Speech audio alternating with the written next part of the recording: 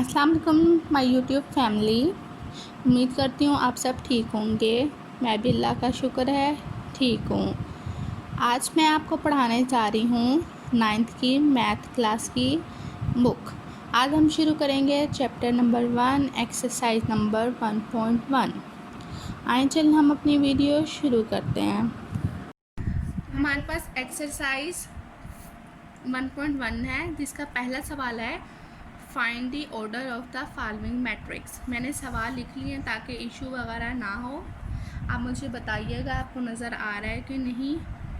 ठीक है, A is equals to पहला मैट्रिक्स ये है। उन्होंने कहा मैट्रिक्स होता क्या है, पहले ये जिस मैट्रिक्स का मतलब होता है जिसमें रो और कॉलम्स हो। अब रो क्या होती है, रो मतलब ऐसे लाइन और कॉलम मतलब ऐसे सीधी लाइन। अब इसमें कितनी रोज़ हैं, एक ये लाइन जा रही है, एक ये लाइन जा रही है, ये 2 रोज़ हो गई, 2 कॉलम्स हो गए। ठीक है, हमने कहना है कि ऑर्डर ऑफ ए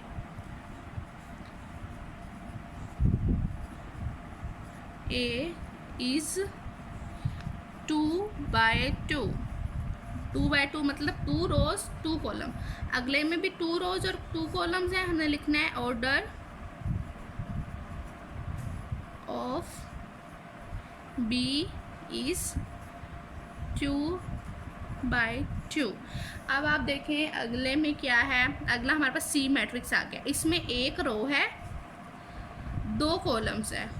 ठीक है, हमने इसमें लिखना है ऑर्डर ऑफ सी इज़, रो को हम पहले लिखते हैं, रो एक है, इज़ 1/2, कॉलम को हम बाद में लिखते हैं। ठीक है, अब इसमें क्या है, अगले डी में 1 2 3, 3 रो और 1 कॉलम। हमने लिखना है ऑर्डर ऑफ डी इज़, 3 रो थी ना, हमने लिखना है 3/1। ये हमारा फर्स्ट सवाल के आपको मैंने कुछ पार्ट्स करके दिखा दिए हैं। अब अगले पार्ट्स आप खुद करिएगा। अगर आपको कोई भी इशू हो मुझे कमेंट में पूछ सकते हैं। ठीक है, अगला क्वेश्चन नंबर 2 है which of the following matrix are equal. हमने बताना है कौन कौन सी इक्वल है। ए मैट्रिक्स उन्होंने ये हमें सवाल दिया हुआ है, बड़ा सारा सवाल है। ए मैट्रिक्स हमारे पास ये हो गई। अब देखना है हमने ये क्या 3 किसी पे बन रहा है। अगर हम सी को सॉल्व करें, ये -2 है, 5 में से 2 निकालें हमारे पास 3 आता है। ये 3 आ गया हमारे पास। हमने ये एरो हेड लगा के यहाँ पे C इज इक्वल्स टू 3 ये आ गया, यानी A और C इक्वल हुआ हमारे पास। ठीक है, हमने ये लिख लिया A और C इक्वल है।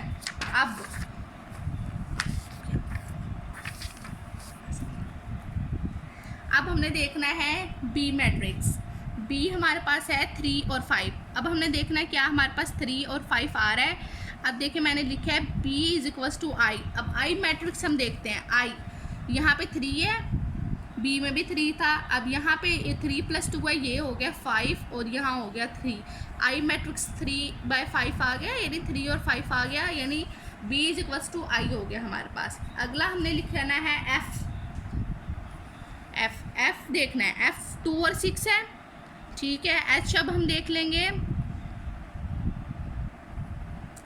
अब हमने कहा F, H और J इक्वल होते हैं। ठीक है,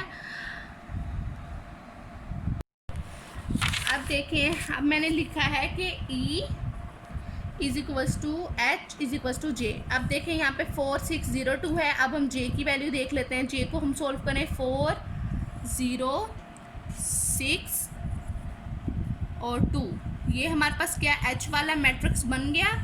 अब यहाँ पे मैं आपको E का दिखाती हूँ। E भी यही मैट्रिक्स थी, तो हमने कह दिया कि E H और J इक्वल है। अब F is equals to G ये है। G को पहले हम सोल्व कर लेते हैं। 3 में से 1 निकालो 2, 3 में 3 प्लस करो 6, ये आ गया हमारे पास G वाली मैट्रिक्स।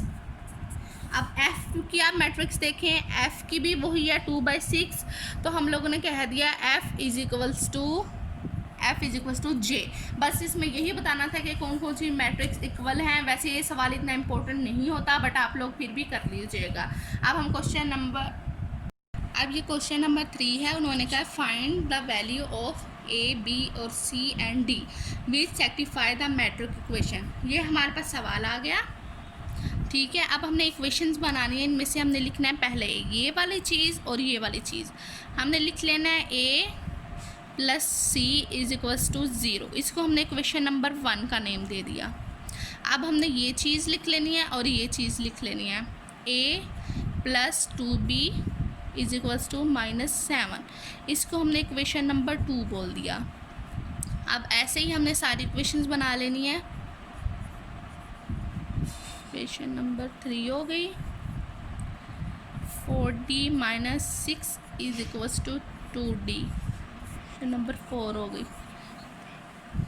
आप पीछे देखें, अब हमने देखना सबसे इजी वाली इक्वेशन कौन सी है हम लोगों ने जिसमें से हम वैल्यू निकाल सके। हमने लिखना है फ्रॉम इक्वेशन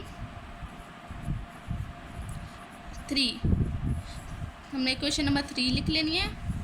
c की वैल्यू यहाँ से इजीली निकल सकती है। देखिए हम c ऐसे ही लिखेंगे इज इक्वल्स टू 3। वैसे ये जो माइनस का 1 था इक्वल की दूसरी तरफ आया, ये प्लस का 1 हो गया।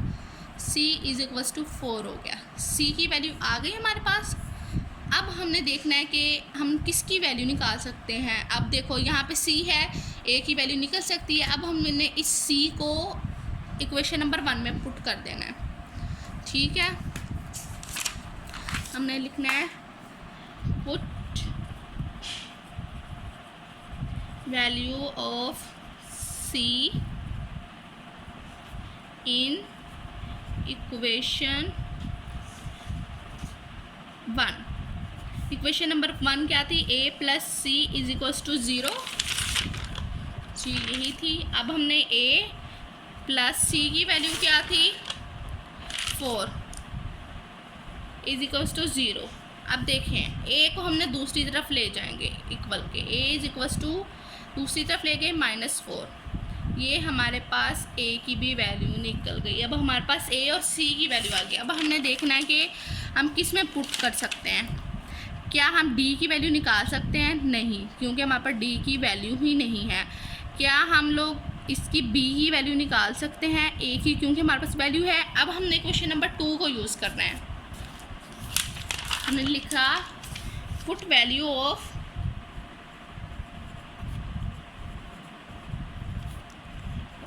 a in equation 2। Equation number 2 हमारे पास है a plus 2b is equals to -7। a की वैल्यू -4 है, प्लस 2 वैसे 2b वैसे ही इज इक्वल्स टू -7। अब देखें 2 के b के साथ 2b है, तो अब हम क्या करेंगे? 2b वैसे लिख लेंगे इज इक्वल्स टू -7। ये -4 दूसरी तरफ ले जाएंगे, ये +4 हो जाएगा।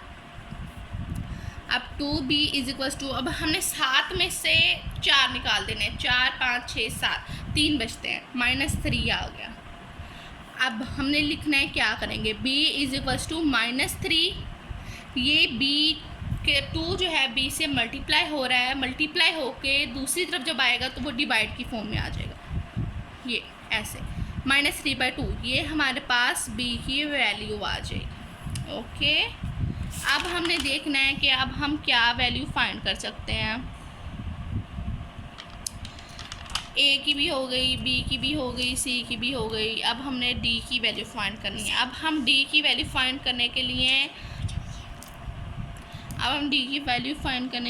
हम देखते हैं, हाँ, 4d minus 6 is equals to 2d। अब हमने क्या करना है? हमने दोनों पहले ना, हाँ, ये -6 चलो वैसे ही लिख लेते हैं, इज इक्वल्स टू 2d। अब ये हमने जो 4d है ना दूसरी तरफ ले जाएंगे, -4d। अब -6 वैसे इज इक्वल्स टू -2d। ठीक है, अब -6 divided by -2 is equals to d।